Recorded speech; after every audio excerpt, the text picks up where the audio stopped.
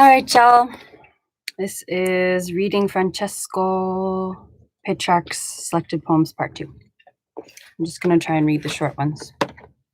My dog is licking a bowl over here, which is very loud and disturbing to me, but I'm sure he'll stop when he's done.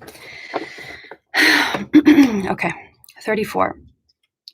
Apollo, if the lovely wish still lives that made you burn on the Thessalian wave, and if those blonde and cherished locks of hers you have not with the passing years forgotten, from lazy frost and weather harsh and cruel, which lasts as long as your face is concealed, now come defend the honored, sacred leaf by which you first, and then I too was snared.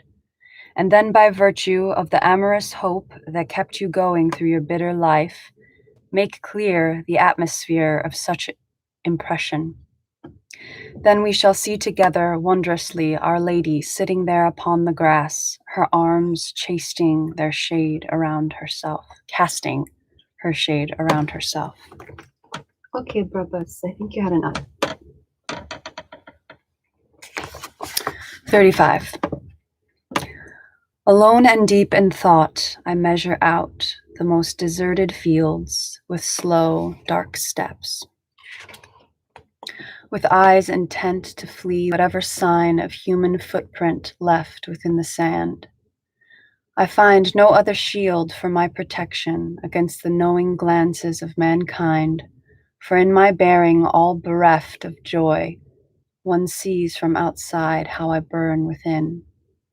So now, I think, only the plains and mountains, the rivers and the forests know the kind of life I lead, the one concealed from all.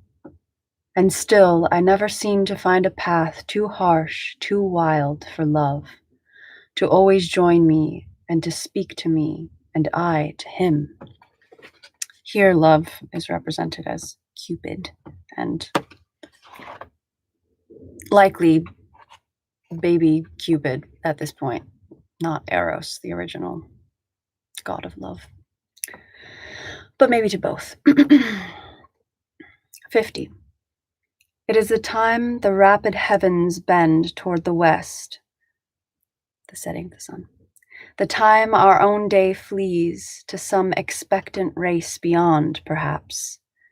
The time an old and weary pilgrim woman, feeling the loneliness of foreign lands, doubles her pace, hastening more and more, and then, at her day's end, though she is all alone, at least she is consoled by resting and forgetting for a while the labor and the pain of her past road. But oh, whatever pain the day brings me grows more and more the moment the eternal light begins to fade from us. But oh, whatever pain the day brings me grows more and more the moment the eternal light begins to fade from us. I don't know why that sentence doesn't sink in my brain. But oh, whatever pain the day brings me grows more and more the moment the eternal light begins to fade from us. Oh, the pain at the setting of the sun. Oh yeah, I feel that all the time. When the sun's burning wheels begin to turn, cast deeper by the highest mountains, the avid workman packs away his tools, and with the words of mountain songs, he clears the weight of that day's labor from his chest. And then he spreads his table, all full of meager food, with acorns of whose praises all the world sings and manages to shun.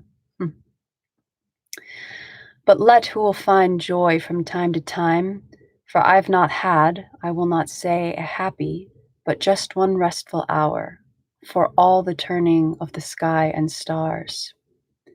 And when the shepherd sees the great sphere's rays are falling toward the nest in which it dwells, and in the east the country turning dark, he stands up straight, and with his trusty crook he leaves the grass and springs and beeches shade, quietly moving his flock on its way.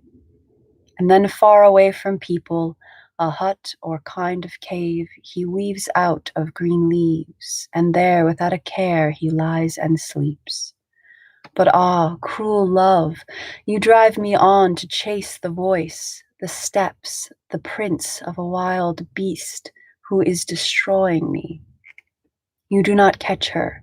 She couches and flees, and she flees. And sailors on their ship, when sun is set in some protected cove, let their limbs drop. And sailors on their ship, when sun is set in some protected cove, let their limbs drop on the hard boards and sleep beneath coarse canvas. But I, though sun may dive into the waves and leave behind his back all that is Spain, Granada, and Morocco in the pillars, and though all men and women, animals, and the world may come to calm their ills, but I cannot end my insistent anguish. It pains me that each day augments my grief, for here I am, still growing in this love for nearly 10 years now, wondering who will ever set me free. And to relieve my pain a bit by talking, I see at evening oxen coming home, freed from the fields and furrows they have plowed. Why then must I not be free from my sighs, at least sometimes? Why not my heavy yoke? Why day and night must my eyes still be wet? Oh, what I did that time when I fixed them upon the beauty of her face, to carve it in my heart's imagination, whence neither by coercion nor by art could it be moved, not till I am the prey of him who all does part. And could he even then, I am not sure. Oh, blasphemous.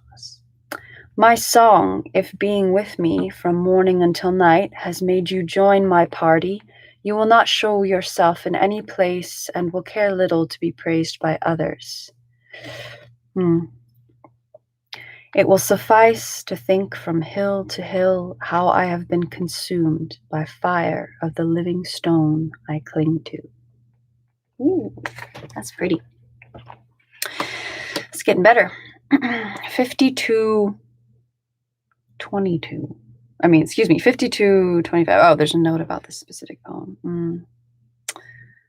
Starts with Diana, which means Artemis, but yeah. Diana never pleased her lover more when just by chance all of her naked body he saw bathing within the chilly waters. Then did the simple mountain shepherdess please me, the while she bathed the pretty veil that holds her lovely blonde hair in the breeze, so that even now, in hot sunlight, she makes me tremble all over with the chill of love. Note, it's not cool to stalk or to look at naked people without their permission or consent. Just gonna say that. And that guy was turned into an elk for that and killed by his own hounds and men. Just saying. Onward. 61. Oh, blessed be the day, the month, the year, the season and the time, the hour, the instant, the gracious countryside, the place where I was struck by those two lovely eyes that found me.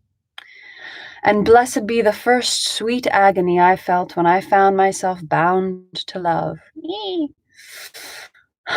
Isn't love freeing, not binding? That's what I would think. The bow and all the arrows that have pierced me, the wounds that reach the bottom of my heart. And blessed be all the poetry I scattered, calling out my lady's name, and all the sighs and tears and the desire. Blessed be all the paper upon which I earn her fame, and every thought of mine only of her, and shared with no one else. This guy definitely takes after Dante's Vita Nuova. 81. I am so weary under the ancient burden of my sins and evil ways, lustfulness, that I fear I shall faint beside the road and fall into the hands of my enemy.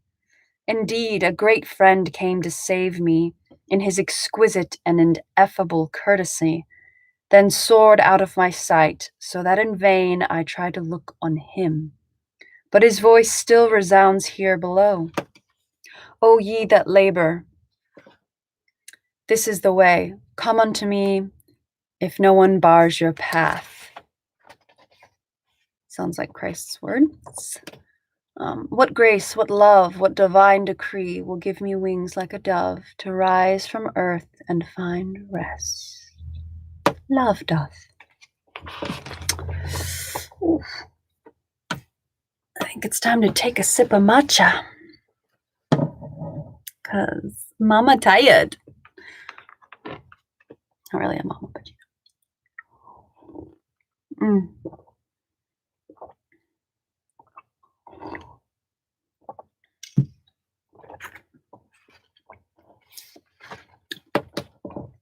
Probably gonna regret that in 2 hours when I'm trying to sleep. But nonetheless, we have much to go. Okay, 90.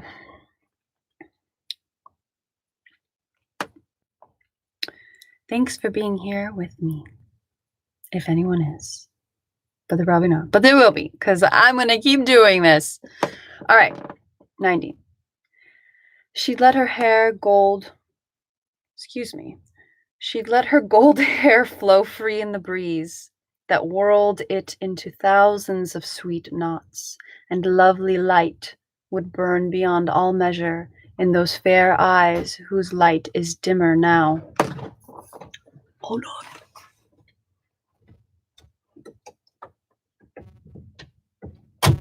Hello.